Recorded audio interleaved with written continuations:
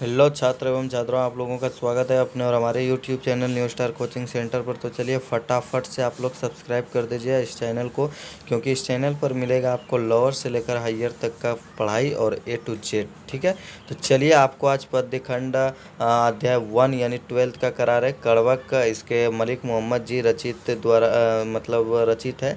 मलिक मोहम्मद जैसी कवि है, कैसे कवि है? तो इसका राइट आंसर प्रेम के पीर। अगला है कड़वक के कवि कौन है? तो इसका राइट आंसर होगा मलिक मोहम्मद जैसी साहब। मलिक मोहम्मद जैसी की कविता कौन है? कड़वक। मलिक मोहम्मद जैसी साहब का जन्म कब हुआ? तो 1492। चलिए अगला क्वेश्चन हम लोग देखेंगे। तो अगला क्वेश्चन है जैसी का जन्म किस प्रदेश में हुआ? तो इसका राइट आंसर होगा उत्तर प्रदेश में। अगला है जैसी किस तरह के कवि है? तो सूफी कवि है। कैसे कवि है? सूफी कवि है। अगला है जैसी का जन्म स्थान कहाँ है, यानी कहाँ हुआ था उनका जन्म? तो इसका राइट आंसर अमेठी उत्तर प्रदेश। कहाँ हुआ था? अमेठी में। और उसके बाद है अगला जैसी के पिताजी का क्या नाम था? जी हाँ, जैसी के पिता का नाम क्या था? तो इसका राइट आंसर शेख यमरेक। जैसी के पिता का नाम क्या था? शेख यमरेक। ठीक है, आपको याद हो गया होगा। और आपको जितना ऑब्जेक्टिव क्वेश्चन पढ़ना चाहे इस चैनल के थ्रू, इस चैनल के माध्यम से आप पढ़ सकते हैं बिल्कुल अच्छी तरह से। और यदि आपको उस ऑब्जेक्टिव क्वेश्चन का क्यूज अथवा टेस्ट करना हो तो आप लोग इस चैनल पर कमेंट बॉक्स में अपना व्हाट्सएप नंबर भेज दें, हम आपको अपना टीचिंग सेंटर के ग्रुप में ऐड कर लेंगे। ठीक है, तो अगला है जैसी थे, आखिर में जैसी कौन थे? तो इसका राइट आंसर होगा फ़कीर। उसके बाद है जैसी हिंदी साहित्य की किस काव्य धारा से जुड़े थे? तो इसका राइट आंसर होगा प्रेम मार्गी शाखा। और उसके बाद है जैसी की काव्य की भाषा कौन सी थी? जी हाँ, जैसी की काव्य की भाषा कौन सी थी?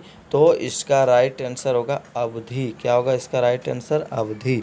ठीक है, चलिए अगला क्वेश्चन हम लोग देखेंगे। जैसी के काव्य का मुख्य रस क्या है? जैसी के काव्य का मुख्य रस क्या है? तो इसका राइट आंसर होगा श्रृंगार रस। क्या है? श्रृंगार रस।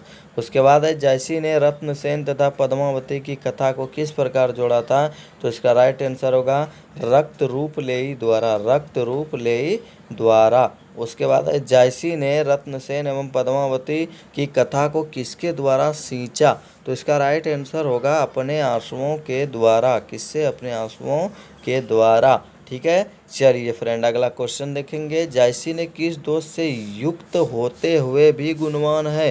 किस दोष से वे यानी युक्त थे फिर भी गुणवान थे? तो वो नेत्र दोष, यानी कि उनका नेत्र नहीं था, या फिर वो एक आंख से काना था। ठीक है, जैसे हमारे सूरदास जी, रविंद्र जैन जी। ठीक है, चलिए अगला क्वेश्चन है जैसी का काव्य किस प्रकार गंभीर एवं व्यापक है? तो इसका राइट आंसर होगा समुद्र की भांति। अगला है इनमें से प्रेम के पीर के कवि किसे माना जाता है? तो प्रेम के पीर के कवि जो है वह हमारे जैसी मलिक मोहम्मद जैसी साहब है। चलिए अगला क्वेश्चन है कड़वक कहाँ से लिया गया? कड़वक जो यह पद्य है, ये पद्य खंड में, तो ये लिया कहाँ गया से, किससे संकलित है? तो इसका राइट आंसर होगा पद्मावत। किसमें? पद्मावत से। अगला क्वेश्चन है कड़वक के रचयिता कौन है? तो इसका राइट आंसर होगा जैसी, यानी मलिक मोहम्मद जैसी साहब। उसके बाद है जैसी रचित पद्मावत की भाषा क्या है? तो इसका राइट आंसर होगा अवधी। और फिर देख रहे हैं हम लोग मलिक मोहम्मद जैसी किस परंपरा के कवि है? तो इसका राइट आंसर होगा प्रेम आख्यानक काव्य परंपरा की। और उसके बाद है जैसी ने अपनी आँख की उपमा किससे की है? यानी अपना आँख जो है उसका उपमा किससे किया? तो इसका राइट आंसर होगा दर्पण से। किससे? दर्पण से। ठीक है, चलिए इसी प्रकार का हम लोग आगे भी क्वेश्चन देखेंगे। अभी अगला क्वेश्चन है हम लोगों के सम्मुख।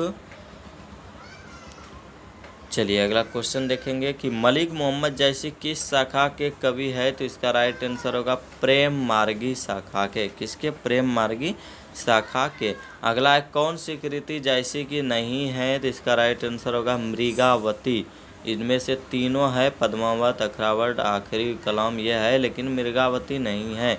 उसके बाद है पद्मावत किसकी रचना है? तो इसका राइट आंसर होगा जैसी की। किसकी है? जैसी की।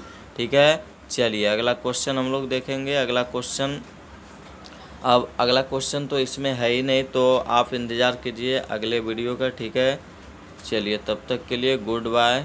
और आप लोग इसी तरह मन लगाकर इस चैनल के माध्यम से ऑब्जेक्टिव क्वेश्चन और यही नहीं सब्जेक्टिव भी आप पढ़ सकते हैं, जाके देख सकते हैं।